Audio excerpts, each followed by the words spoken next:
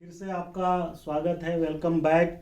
2017 GS fourth main examination IAS का है और 2017 का क्वेश्चन नंबर आपके सामने ला रहा हूँ 5 का बी।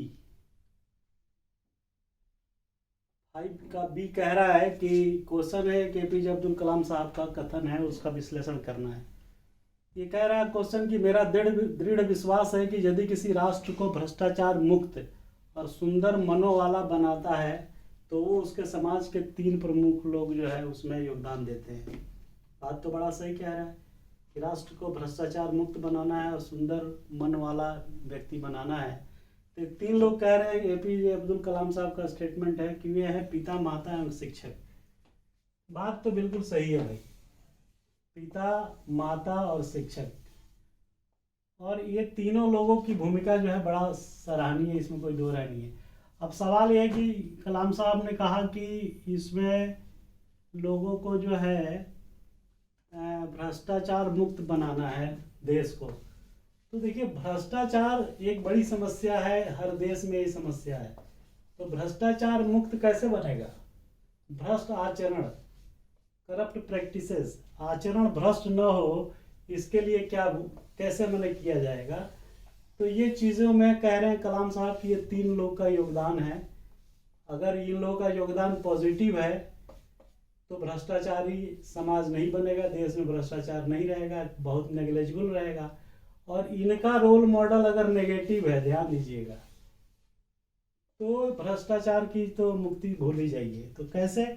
माता पिता का और शिक्षक का रोल क्या है? तो माता पिता का रोल में आप देखिए, सबसे बड़ा रोल है स्मार्ट एंड गुड पेरेंटिंग। अगर बच्चे की परवरिश से लेके और बड़े होने तक उसको नैतिकता की पाठ पढ़ाया जाए कि क्या सही और क्या गलत है। रोल मॉडल उसको बनाया जाए जो एथिकल रूप से बड़े स्ट्रांग है, न कि उन भ्रष्टाचारियों को बनाया जाए जो भ्रष्ट आचरण से धनों का अर्जन करके जमा किए हुए हैं। तो उस तरीके से बच्चों को पाठ पढ़ाया जाए, टीचर स्कूल में बताए कि क्या सही है और क्या गलत है। किसी की पेंसिल चुरा लेना और उस पर जो है घर के माँ बाप बड़े खुश होना है कि हमारा बच्चा किसी की पेंसिल चुरा के ले आया, रेदर देन उसको समझाना कि ऐसा नहीं करना चाहिए। तो अगर आप वही सब बातें जितनी नहीं करनी चाहिए, सत्य बोलो, अगर झूठ बोलता है तो उसको समझाना चाहिए, उसको जो है रिप्रीमांड करना चाहिए, उसको ये बताया जाना चाहिए कि क्या सही है और क्या गलत है। गलत काम नहीं करना चाहिए, गलत चीज़ों से कैसे दूर रहना चाहिए, गलत संगति से लेके गलत एक्ट से लेके सब चीज़ जो गलत है उसके दुष्परिणाम बताए जाए। कौन बताएगा? घर में आएगा तो माँ बाप बताएंगे, और बाहर रहेगा स्कूल में तो टीचर बताएगा। लेकिन होता क्या है कि ये प्लस वाली चीज़ें जो है नहीं बता के हम लोग माइनस वाली चीज़ें, नकारात्मक बातें बताते हैं और उसी के साथ सहभागी हो जाते हैं। अगर बच्चा किसी की पेंसिल चुराए बचपन में तो हम बजाय उसको ये कहें कि ऐसा ना करें, हम उसे चुप रह जाते हैं। तो हमारी परवरिश भी वैसे ही हुई और हम अपने बच्चों की परवरिश वैसे ही कर देते हैं। तो जब फाउंडेशन स्टोन उसका पड़ रहा है बचपन से, तो गलत चीज़ों के बारे में उसे रोका जाए, उसे समझाया जाए और ये बताया जाए कि भाई क्या चीज़ करना है और क्या चीज़ नहीं करना चाहिए। उसके आवश्यकताओं के बारे में उसको बताया जाए कि सही तरीके से पैसा अर्जित करना चाहिए, न कि गलत तरीके से करना चाहिए। समय का उपयोग बताया जाए, हार्ड वर्किंग करना बताया जाए, उसको ये समझाया जाए कि आगे चल कर के तुमको बड़ा आदमी बनना है। तो बड़ा आदमी कैसे बनना है? बड़ा आदमी ऐसे नहीं बनना है कि किसी का धन चुरा लेना है या तुम आईएएस में सिलेक्शन होकर रिश्वत से पैसे कमा लोगे। तुम देखो फलाना का जो है बेटा या फलाने का एग्जाम्पल दे करके कि उनके पास कितना पैसा है, क्योंकि गलत प्रैक्टिस से, भ्रष्टाचारी आचरण, रिश्वत से उन्होंने जमा किया है।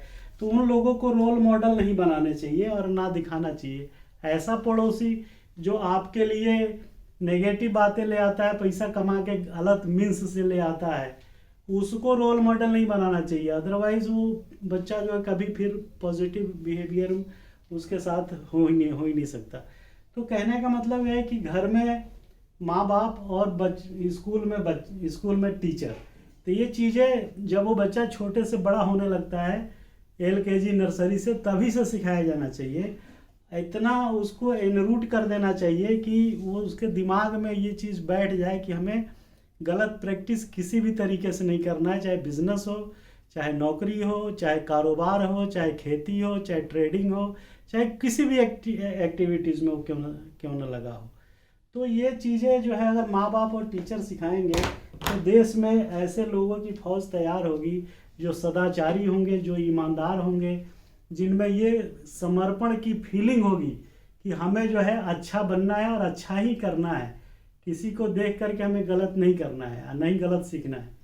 तो इस तरीके से इनका रोल महत्वपूर्ण हो जाता है, क्योंकि समाज में सोशलाइजेशन की जो प्रोसेस है वो बचपन से शुरू हो जाती है। जब बच्चा पैदा होता है, जिस दिन वो पैदा होता है, जन्म से लेके और उसके मृत्यु तक ये सारी प्रोसेसिंग उसकी चलती रहती है। कोई एक दिन नहीं है कि 10 साल के बाद उसकी ख़त्म हो जाएगी और 50 साल का 25 साल का हो गया तो ख़त्म हो जाएगी, या 50 का हो गया तो, ऐसा कुछ नहीं है।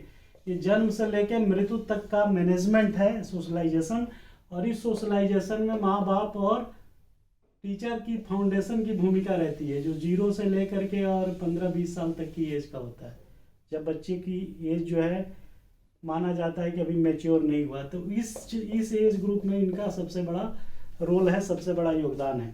तो आप ऐसे डिफाइन करेंगे कि इस तरीके से जो है उसके मन पे हमें जो है वो करना है कि अनएथिकल प्रैक्टिस नहीं करनी है, गलत नहीं करना है।